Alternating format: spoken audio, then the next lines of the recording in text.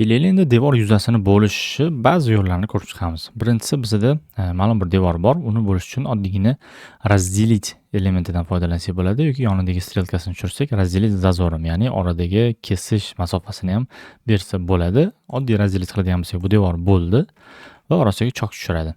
Ikkinchi varianti разделить с зазором deydigan bo'lsak, masalan, oradagi masofani 5 santimetr masofa bilan bo'lib bergin desa, orasidan 5 santimetr qilib bo'ladi, lekin e'tibor berayotgan bo'lsak, bizda orasida bunaqa shtrix chizuv yog'i qoladi. Bu degani devorlar o'zaro bog'liqligicha qoladi.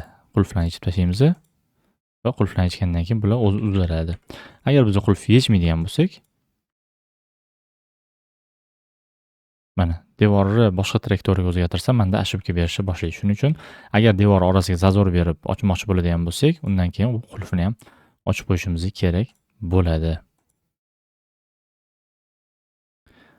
Buni 3D da ko'radigan bo'lsak, quyidagi holatda, ya'ni boyiga birinchi tashlagan zazorim bo'lganiga qaramasdan devorlar alohida, lekin bularning orasiga chok tushmagan. Buni sababi ikkala devorda qulf turadi. Qulfni ochamiz bundan ham va status соединениeni отменить qilib qo'yamiz. Bu uchun ham отменить. Keyin endi выровнять qilib yuzani taqab qo'ysak ham bo'ladi. Shunda bu yoqdan ham bu yoqdan chok bo'ladi. Devor yuzasini bo'lishi yana bitta yo'li bu mana bu qismda joylashgan разделение граней, ya'ni element yuzasini bo'lishi. Buni mana podskazkada ham ko'rsatib turibdi. Oldin knopkani bosamiz, qaysi yuzani bo'lmoqchiligimizni bosamiz va qanaqa geometriyada bo'lmoqchiligimizni yozamiz. Bu degani biz bir necha bo'lakka bo'lib tashlasak ham bo'ladi yoki oddiy mana liniyadan boshlab, masalan, bu yoqdan 2 ga bo'ldik.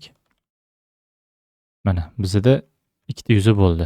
Bu ikkita yuzaga bo'lish bizga nimaga kerak? Bizga bu materialda bo'yayotganda kerak, ya'ni kraskani tanlaymiz. Kraskada istagan bir ko'zga ko'rinarli material tanlaymiz ajratib olish uchun. Tak. Deylik parket mana. Mana bo'yalganda faqatgina shu bo'lingan qismi bo'yaladi, bu yog'i bo'yalmaydi. Agar bizda to'liq devor bo'lsa degan bo'lsak, bu to'liq devorni bo'yab qo'yadi. Buni endi boshqa figuralar bilan bo'ladigan bo'lsak, yana yuzani belgilaymiz. Deylik. Dumaloqchalar qiladigan bo'lsak, quyidagi muammoni bizga keltirib chiqaradi.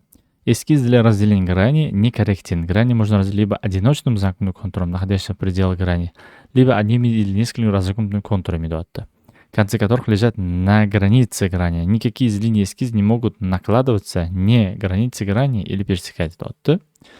Xo'sh. Ikkitasini olib tashladim, ortiqchasini. Shunda menda muammosiz mana bo'lyapti. Ya'ni galma-galdan bitta yuzani belgilab bo'lib ketursa ham bo'ladi. Buni ham xuddi shunaqa qilib mana bo'yab qo'ysak, atrofiga tegmaydi, o'zini esa bo'lib yuboradi. Bu narsa o'sha devordagi interyerlarda kuzatamiz. Bitta devorda chok tushirib turib, ikkita rangga bo'yalib qo'yilgan joylar bo'ladi.